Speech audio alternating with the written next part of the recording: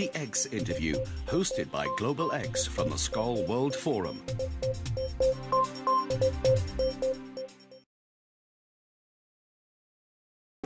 My name is Jacqueline Novogratz. I'm the founder and CEO of Acumen Fund, which is a nonprofit venture capital firm that uses small amounts of philanthropic capital and invests equity and loans in enterprises that serve poor people with clean water, healthcare, housing, and alternative energy in a way that they can afford and in a way that is scalable. One of the organizations that Acumen Fund supports is called IDE India, which is also a Skoll organization through the extraordinary Amitabha Siddhangi. And as you know, drip irrigation is a way of delivering very, very small quantities of water in drought-prone areas to the plant stock. And a very small investment by a farmer, $20, $40, easily translates into a 2 to 4 fold increase in yield and therefore productivity and income, sometimes within a single harvest.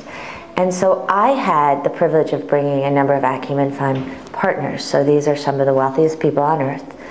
to an area outside Aurangabad, India, to see the drip irrigation in action. And if you can imagine taking a group of people on a 2-hour flight to walk 3 hours across very parched lands, to see some, as one of the people said, some little pipes going to plant stocks and talking to a number of farmers. The beginning of the day was a little bit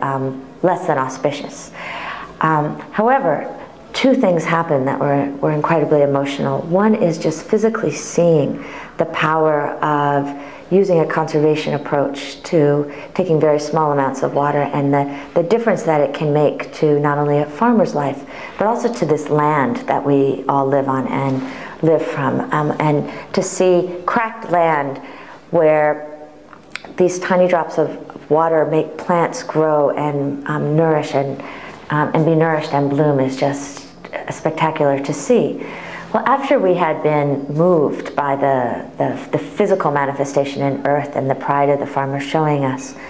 Amitabha said that one of the farmers' wives had wanted to serve us lunch.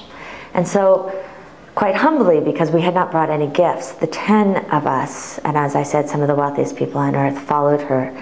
to this little lean-to, 3 walls that were very temporary, no front, secured to the ground, with one little tin bed, which served all 3 people in the family. And on the floor, she was making this most gorgeous meal that she served us with complete generosity. And first I was struck by this world of ours that is so interconnected that we could see some of the wealthiest people benefiting from the generosity and the dignity of one of the poorest people in the world. And then afterwards, she said, "Do you want to see what we're building with the proceeds from that drip irrigation project?" And I said, "I would love to." And she showed me a little patch of land where they had laid the foundation for the home that they were building. And in this beautiful woman's eyes,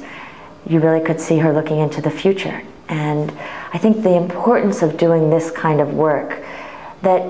doesn't do things for people, but removes the constraints that get in the way of poor people's ability to solve their own problems, is that when they do, they are allowed for the first time to believe in lives that are bigger than themselves, to have a sense of purpose that is something we all crave, and that I believe at its essence is what makes us most fundamentally human.